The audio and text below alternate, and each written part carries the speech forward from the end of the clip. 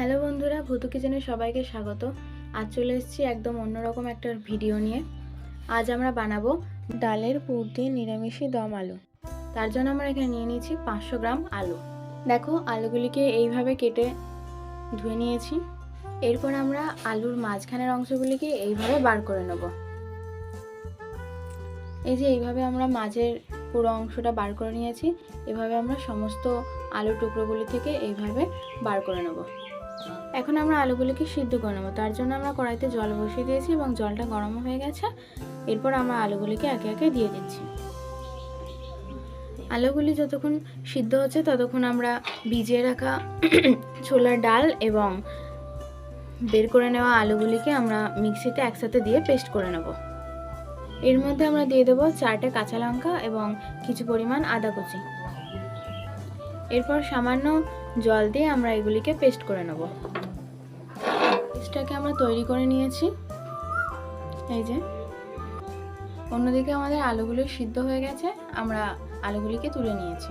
এরপর আমরা পুরটাকে তৈরি করে নেওয়ার জন্য কড়াই বসিয়ে দিয়েছি। কড়াই গরম হয়ে গেছে, এখন আমরা কড়াইতে তেল দিয়ে দিচ্ছি।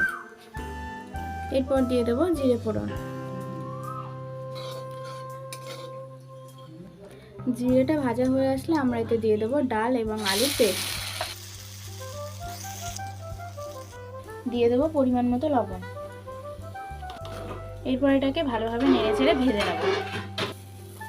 পুরটা রেডি হয়ে গেছে, এখন আমরা এটিকে নামিয়ে নেব।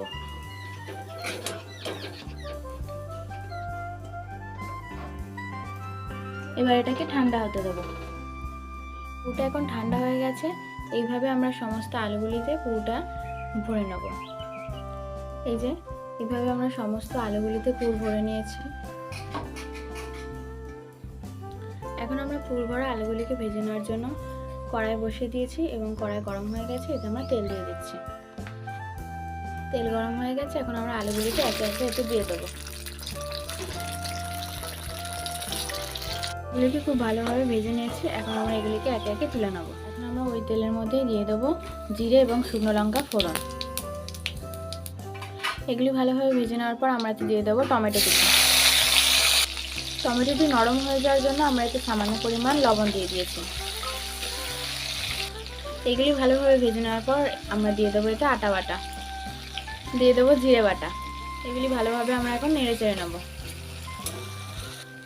এখন আমরা এতে দিয়ে দেবো কাজু ও পোস্ত বাটা। এরপর আমরা এতে দিয়ে দেবো ফেটানো টক দই,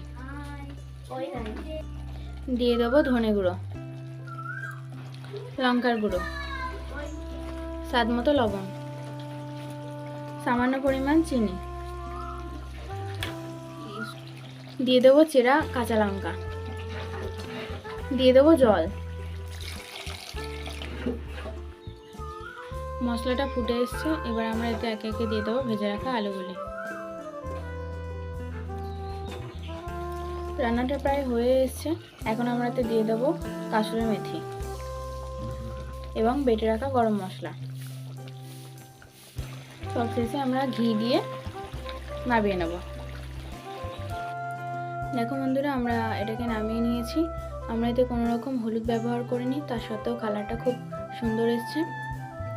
তোমরা নিরামিষের দিন এরকম তরকারি বাড়িতে বানিয়ে নিতে পারো। এই রেসিপিটা গরম ভাত, লুচি, পরোটা সব কিছুর সাথেই খুব ভালো লাগবে।